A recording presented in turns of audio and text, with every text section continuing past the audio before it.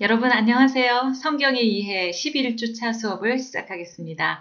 오늘은 국어 공부를 할 예정입니다. 우리 제목을 한번 읽어볼까요? 시작! 내가 예언하는데 너희는 결국 아수르 바벨론에게 망한다. 네, 관련되는 성경 목록은 어디예요? 열왕기 하 그리고 예언서 연결하기입니다. 메인 로드, 역사가 흘러가는 그 성경 목록들 한번 확인해 보겠습니다. 노란 글씨로 되어 있죠?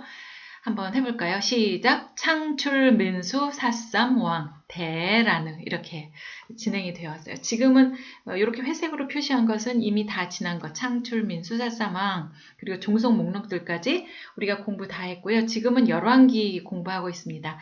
지난 시간에는 열왕기 상에서 위에 나오는 그 종속 목록들하고 공부를 했었는데요. 이제 열왕기 하로 들어가서 오늘은 예언서들이 굉장히 많이 나옵니다. 지난번 시간에는 어디 예언서 나온 것이 뭐였죠? 북이스라엘에서 호세아, 아모스, 요나 나온 이야기 했고, 그리고 남유다에서 오바댜, 요엘 공부를 했었어요. 그런데 이제는 본격적으로 예언서들이 중요한 것들이 많이 나옵니다. 이렇게 여러 가지 중에서도 특히 이제 이사야 같은 곳, 그 다음에 예레미야 같은 곳은 대선지서라 그래서 내용이 굉장히 방대하고 거의 왕중왕 예언서이거든요. 그래서 공부할 것이 많습니다. 자, 그래도 어떻게 해요? 진행되는 역사 속에서 그때그때 끼어 들어가면서 읽으면 어려울 것이 없습니다. 자, 그럼 오늘의 포인트를 보겠습니다. 오늘은요, 이 꼬리 부분을 공부를 하실 건데, 먼저 물고기 꼬리 부분 공부하기입니다.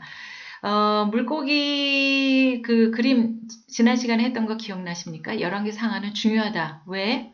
15권의 종속 목록을 가지고 있으니까. 그런데 쉽다. 왜? 그 사가의 관점만 알면 되니까 하면서 별거 아니다라는 이야기 해드렸고 그것을 간단하게 물고기 그림으로 처리를 했었어요. 머리, 몸통, 꼬리 이렇게 공부를 했었는데 오늘은 지난 시간에 머리와 몸통을 공부했다면 오늘은 꼬리 부분을 공부할 겁니다. 여기 보면은 북방 이스라엘이 아수르에게 망한다.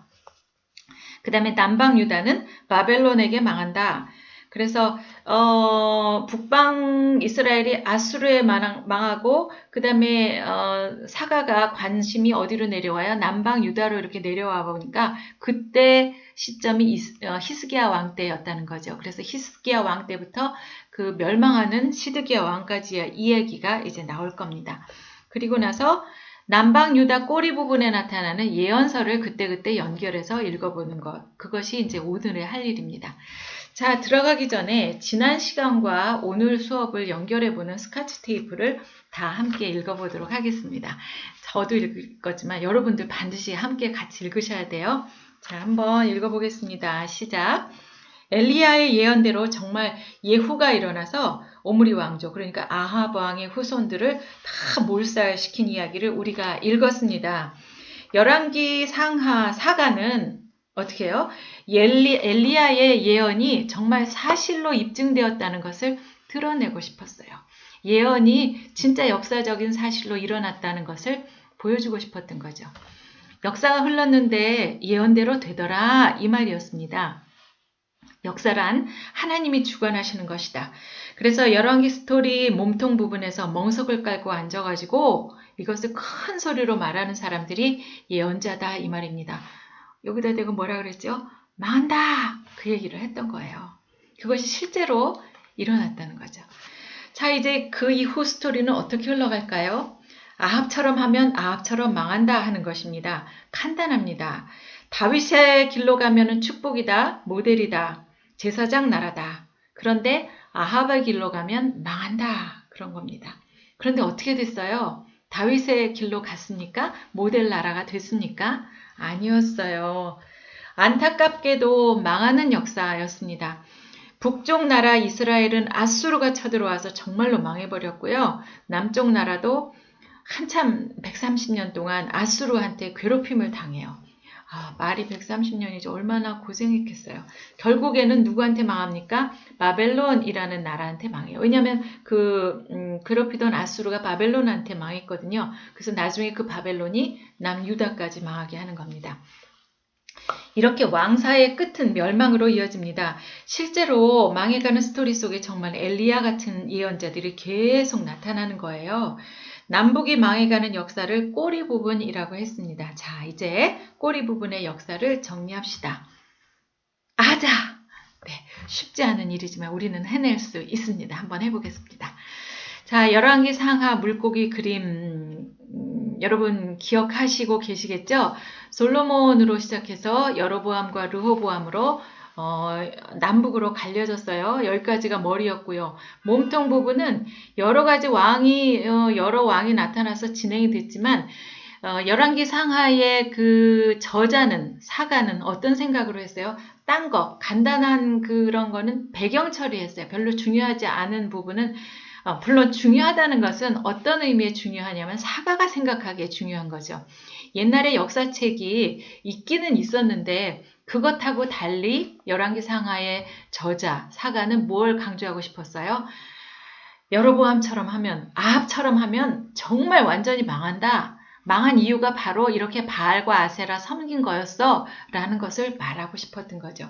그래서 물론 배경에 여러 가지가 있지만 우리 그때 해바라기 그림 말씀드렸던 기억나죠? 여러 가지 뭐 달력, 자전거, 뭐 액자 있지만 정말 그리고 싶은 것, 그 해바라기 그림만 제대로 그리고 나머지는 이렇게 흐릿하게 배경 처리하는 것. 그것과 똑같이 이 열왕기 상하의 사가는 자기가 중요하게 강조하고 싶은 부분을 아예 많이 얘기를 했습니다. 그래서 다른 부분은 뭐 어떤 왕이 나타났다는 거는 짧게 그냥 지나가고 그 다음에 뭐 아합 같은 것 이야기는 그냥 완전히 멍석 깔고 앉아서 세워라 내어라 가면서 아주 길게 얘기했던 거 그런 거 기억이 나실 거예요. 그러다가 몸통 부분이 다 끝나는 순간에 여기 꼬리 부분 즈음에 북이스라엘이 멸망해요. 누구에게 멸망합니까? 아수르에게 멸망을 해요. 그리고 더 이상 북이스라엘의 얘기는 없어요. 멸망해서 없어졌기 때문이죠. 그래서 이제 사가는 관심을 어디다 보냅니까? 남쪽으로 내려옵니다. 주인공이 북쪽에서 남쪽으로 내려오기 시작해요.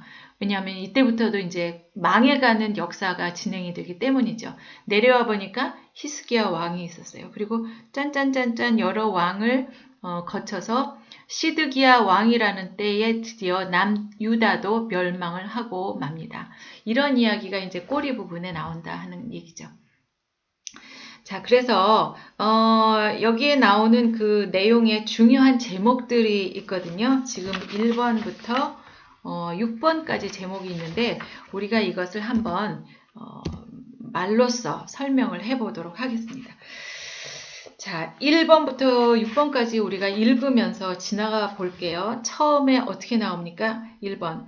북방 이스라엘이 아수르한테 망하네. 이제 꼬리 부분의 역사가 나오는데 북방 이스라엘이 아수르한테 망하네. 이게 이제 첫 번째 제목이에요. 1번.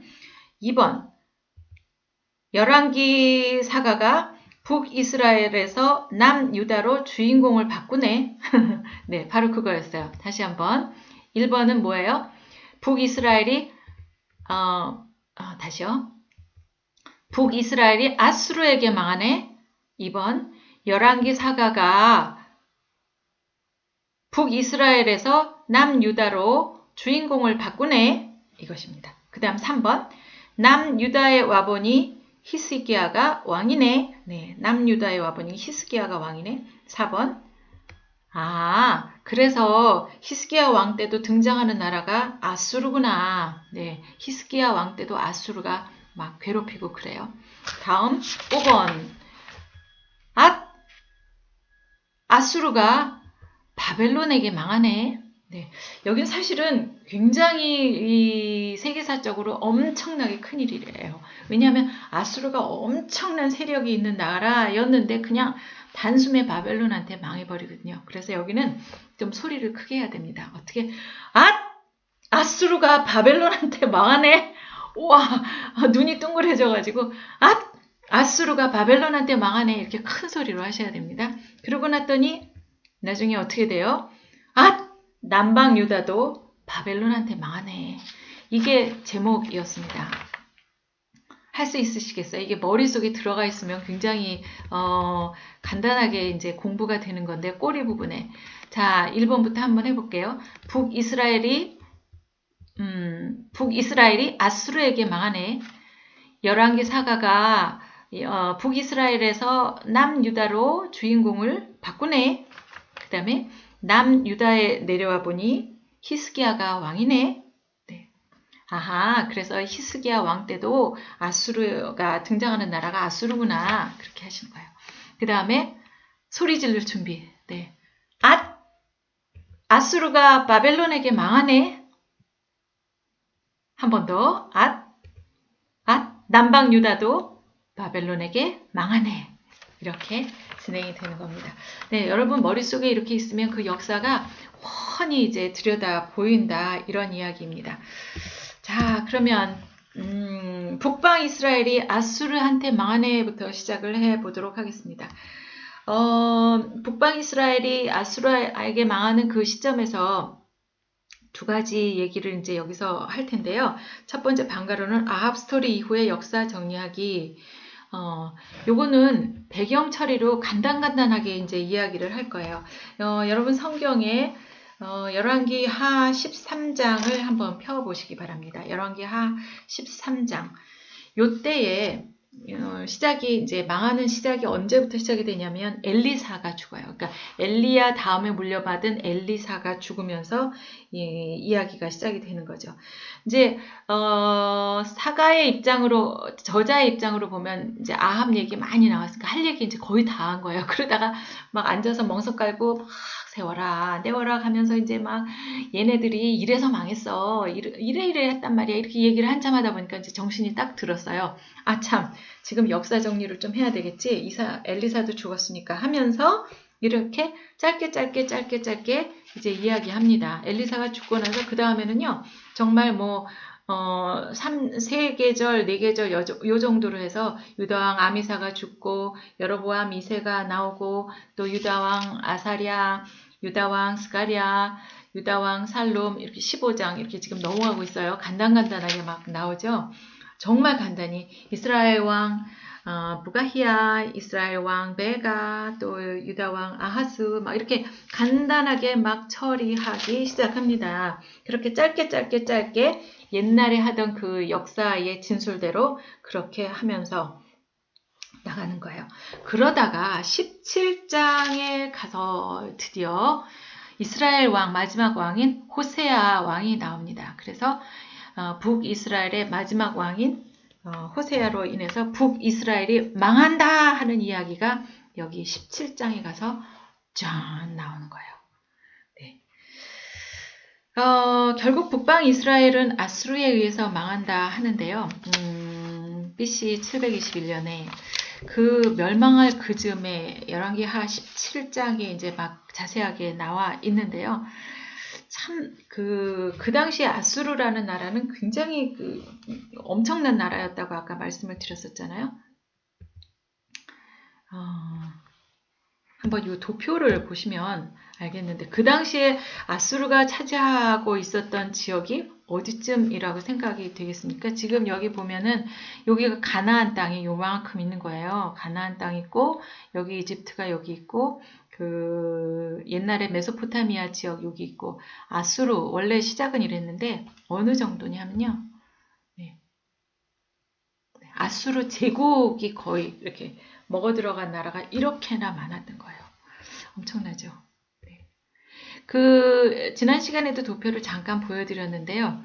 여기 이제 히브리족이 이렇게 내려오고 여기 메소포타미아 지역이 이렇게 내려오는데 이게 이제 그 같은 시대의 여러 나라들이 얼마만큼의 세력을 차지하고 얼마만큼 그 역사가 진행되고 오느냐. 세계는 이렇게 넓은데 보면은 히브리가 있던 그 같은 시대인데 히브리가 어느 쪽에 살고 있었고 애굽, 이집트는 또 어느 쪽에서 계속 자기네 역사를 끌고 가고 있었고 또 메소포타미아 지역에서는 또 어떤 나라가 이렇게 끌고 나가고 있었잖아요. 그런 것들을 이렇게 계속해서 볼 수 있도록 이렇게 보여주는 것이 바로 이런 거라는 거예요. 그런데 여기 아수르와 바벨론이 공존하면서 구 바벨론 제국이 한 번은 이렇게 통일이 됐다가 그 밑에 바벨론과 아수르가 이렇게 또 나눠지잖아요. 그러다가 이 아수르가 완전히 세력을 키웁니다. 점점 다른 나라들을 먹어가면서 뚱뚱뚱뚱뚱뚱뚱 해지는 거예요. 이렇게 크게 엄청나죠. 다른 나라의 그 가느다란 거에 비해서 지금 여기 이스라엘은 북이스라엘과 남유다로 이렇게 가늘게 가고 있는데 이렇게 끊어지는 이 순간이 바로 북이스라엘이 아수르에게 망하는 그런 순간이에요. 그래서 북이스라엘도 아수르에게 이렇게 합쳐져서 들어가 있죠. 그리고 다른 나라들도 먹어가서 아수르는 정말 엄청난 제국으로 이렇게 보여진 거예요. 이제 나중에는 이 아수르가 바벨론에게 망하고 그리고 이제 그 바벨론 또한 이 마사 제국이라는 데 쪽에 망해가지고요. 나중에 그쪽이 마사 제국이 이제 커지고 그 다음에 이 저 보라색으로 되어 파랗게 되어 있는 것은 이제 나중에 나오겠지만 신약에 나오는데 이게 로마 제국이에요. 로마 제국이 엄청난 그 세력을 전 세계에 뭐 다른 데는 거의 없을 정도로 로마까지 이렇게 되는 것을 요 도표에 의해서 이렇게 볼 수가 있습니다. 여하튼 이렇게 아수르 제국이 엄청난 나라였었는데 거기에 이스라엘이 먹혀 들어간 것이었어요. 그래서 열왕기하 17장에 이렇게 아수르에게 멸망되는 그런 표를 보셨어요. 아수르는 이스라엘에 들어와서 어떻게 했느냐? 피를 섞었다. 그러니까 그 식민지를 하는 나라들의 여러 가지가 있겠죠. 막 이렇게 노동력으로 지배를 하는 나라가 있고 또 물건을 다 뺏어가는 경우도 있고 뭐 포로로 잡아가는 경우도 있는데 아수르는 이스라엘에 자기네들이 들어와서 이렇게 혼합되어 버렸어요. 피를 섞어 버렸어요. 그리고 그 이후로는 아수르라는 이 북이스라엘이라는 이름은 없어졌습니다. 그래서 나중에 어떻게 표현이 되냐 하면은 사마리아 사람들이라고 이제 성경책에 나오면 그것이 그 북이스라엘이 망하고 난 다음에 그 사람들이 흩어져서 살다가 그 사람들을 지칭하는 말이다. 이렇게 생각하시면 되는 거예요. 아수르가 여러 그 종족들을 막 데리고 와가지고 막 합해졌어요. 그 17장 24절을 잠깐 보면은요, 아수르 사람들이 사마리아에 거주하다 이렇게 하면서 시작이 되잖아요.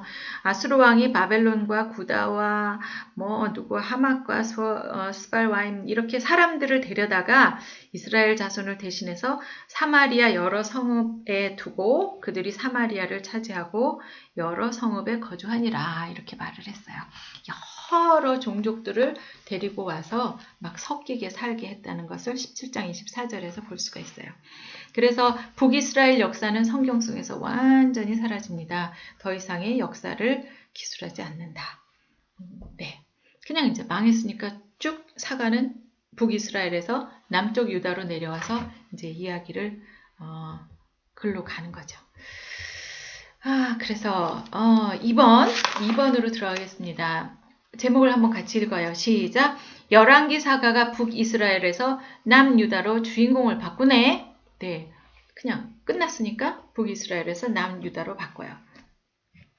여기서 이제 우리가 생각할 것은 아수르가 엄청난 그 세력이 엄청난 나라였다라는 거 잊지 마시고요. 그 영토도 엄청나고 세력도 엄청났다. 자, 이제 3번입니다. 시작 같이 읽어볼게요. 남유다에 와보니 히스기야가 왕이네. 남유다에 와보니 히스기야 왕이네. 열왕기하 18장을 열어보시기 바랍니다. 열왕기하 18장 592페이지를 보면은 이제 유다왕 히스기야 이렇게 됩니다. 이때부터는 이제 북이스라엘 얘기는 전혀 안 해요. 그리고 이제 남쪽으로 내려와서 이스라엘의 왕 엘라의 아들 호세아 제3년에 그러니까 이스라엘 호세아로 이제 끝났잖아요. 그때 유다왕 아하스의 아들 히스기야가 왕이 돼서 이쪽이 이제 시작됐다 하는 이야기가 펼쳐지기 시작합니다. 히스기야 왕인데 누구의 영향을 많이 받을까요? 정말 이것을 실제로 우리가 남유다에 살고 있는 사람들이라 생각하고 이 북쪽 나라가 어느 나라에 이제 왕창 망했는데 그러면은 이제 그 힘이 어디에 영향을 미칠까 하는 것 우리가 피부로 느끼셔야 되는 지점이라고 생각합니다. 그래서 이 18장에 보면은 드디어 그 북이스라엘은 망하고 남유다의 히스기야 왕 때에 그 아수르의 영향권이 이제 계속해서 있다. 이런 생각을 하시면 됩니다. 이때 예언자들이 등장을 하는데요. 이사야와 미가가 등장을 합니다. 히스기야 왕하고요. 그 다음에 나오는 왕도 아수르에 굉장히 시달립니다. 그 시달린 왕이 첫 번째는 히스기야 왕, 왕하 18장 때에 그때 나온다고 여기 나와 있죠. 방과로 1번에 그때 이사야와 미가가 이제 나온다 얘기 들었고요. 그 다음에 그 다음 페이지에 보면은 두 번째 시달린 왕이 므낫세 왕이었습니다. 아버지 히스기야는 그래도 좀 잘 해보려고 노력을 했는데 이 다음 왕인 아들 므낫세는 정말 남유다에 있어서 가장 우상 숭배를 심하게 한 그런 왕으로 알려져 있습니다. 남방 유다 역사 속에서 우상 숭배가 극치를 이룬 왕이다 이렇게 기억을 하시면 좋겠어요. 거의 뭐 북이스라엘의 아합 왕만큼 그렇게 우상 숭배를 한 왕이었다 이렇게 생각하시면 좋겠습니다. 네. 이사야를 여기서 이제 읽을 건데요. 이제 요 이사야에 대해서는 자세한 것은 이제 나중에 할 거이긴 합니다만 이사야는 굉장한 사람이었어요. 한 60년 정도 활동을 하면서 온 나라가 멸망하는 걸 다 봤습니다. 북이스라엘 멸망하는 것도 봤고요. 또 아수르가 멸망하는 것도 봤고요. 남유다가 멸망하는 것도 봤고 그 다음에 바벨론이 멸망하는 것까지 이렇게 봤습니다. 이사야와 미가가 이제 여기서 출연을 한다고 말씀을 드렸는데요. 그래서 그 여러분 내비게이션 책 있죠? 있으신 분은 보시면 좋은데 지나간 그 선지자들은 이렇게 회삭으로 처리를 했고요. 요거는 우리가 지난 시간 8과에서 공부할 때 호세야, 아모스, 요나, 오바댜, 요엘 공부를 했었고 지금 이제 현역으로 지금 공부하는데 나오는 사람은 이사야와 미가다. 그래서 이렇게 초록색으로 표시를 했어요. 이 사람이 이사야가 본 것은 북이스라엘이 멸망하는 거 봤잖아요. 그리고 아수르가 또 멸망하는 거 봤어요. 아수르는 누구한테 멸망했죠? 바벨론에게 멸망했죠. 그것도 눈으로 다 지켜봤어요. 그리고 남유다가 멸망하는 것도 지켜봤어요. 나중에 바벨론이 멸망하는 것까지도 지켜보는 사람이 누구예요? 바로 이사야라는 겁니다. 여기 눈이 그려져 있어요. 이사야의 눈이에요, 이게. 이사야가 자기 눈으로 똑똑하게 북이스라엘이 멸망할 때부터 다 지켜봤다는 거예요. 아수르가 멸망하는 거, 남유다가 멸망하는 거, 바벨론이 멸망하는 것까지. 그래서 이사야의 눈은 이렇게 긴 시간 동안 60년 동안 이렇게 활동하면서 모두 다 지켜봤다 이렇게 이야기할 수가 있었습니다. 다른 예언서들하고 달리요. 이 이사야서는 모든 그 당시에 이렇게 국제 전쟁 사이에 여기저기 일어나는 일들 이런 거를 다 알고 있었어요. 그래서 이렇게 이사야처럼 국제 정치를 잘 예언한 책이 없었다 그렇게 얘기를 하죠. 그래서 어떤 사람은 예언서의 최대 공약수다. 막 여러 가지 그 예언서의 최대 공약수다. 아니면 예언자의 왕이다 이렇게 얘기를 하고 있습니다. 진짜 이 이사야는 그 보물 창고 같이 모든 내용들이 그 예언의 내용들이 다 들어있다 이렇게 생각하시면 되겠습니다. 자, 그러면 지금 역사를 쭉 훑어가고 있으니까요. 이사야가 요즘에서 나온다 이렇게 생각하시면서 그 다음에 다음 역사로 가보도록 하겠습니다. 자, 이제 5번 아수르가 바벨론한테 망하네 하는 그 순서가 되겠는데요. 네. 히스기야 왕 때 등장하는 나라가 아수르한테 굉장히 고생을 하게 됩니다. 이 아수르가 굉장한 나라니까 히스기야 왕 때도요. 이제 북이스라엘은 다 이제 망했잖아요. 그러니까 계속 괴롭혀요. 그때 이제 산헤립이라는 왕이 있었는데 아수르의 산헤립이 이제 히스기야한테도 우리한테 조공 바쳐라 이렇게 계속 이제 압력을 둡니다. 계속 만족하지를 않고 아무리 조공을 바쳐도 만족하지 않고 약을 올리고 힘들게 하고 그래요. 근데 왜 그럴까요? 그냥 그 남유다 자체에 관심이 있어서 이렇게 계속 괴롭힌 건가요? 그렇게 생각하기보다 이 그때의 그 역사적인 사실을 여러분 생각을 하셔야 돼요. 아수르가 북이스라엘을 이렇게 잡아먹었잖아요. 보통의 이 제국주의 그 역사들은 어떻게 흘러갑니까? 영토를 얻으면 얻을수록 더 많은 영토, 더 커다란 세력, 이것을 향해서 가는 거 아니겠어요? 그때의 아수르의 관심은 어디였냐면 이집트였어요. 애굽. 그 나라로 가기 위해서는 어떻게 해요? 이 남유다를 그 거점으로 해서 애굽으로 가야지 쉬울 것 같은 생각이 들었던 거죠. 그래서 계속 이 남유다를 더 남쪽으로 밀어붙여서 결국은 목표가 이집트였다. 이런 생각을 할 수가 있습니다. 그러니까 말하자면 이 커다란 굉장한 세력을 가진 아수르와 또 역시 여전히 커다란 애굽, 이집트하고의 그 고래 싸움 사이에 남유다가 끼어가지고 정말 힘들어하는 그런 순간이었다. 이런 생각을 하시면 될 것 같아요. 그래서 그런 시간들이 지나가면서 드디어 이 아수르가 바벨론한테 망하는 그런 순간이 옵니다. 네. 이제 여기서 한숨을 잠깐 쉬고 그 다음 이야기는 어떻게 진행이 되는지 계속해 보도록 하겠습니다.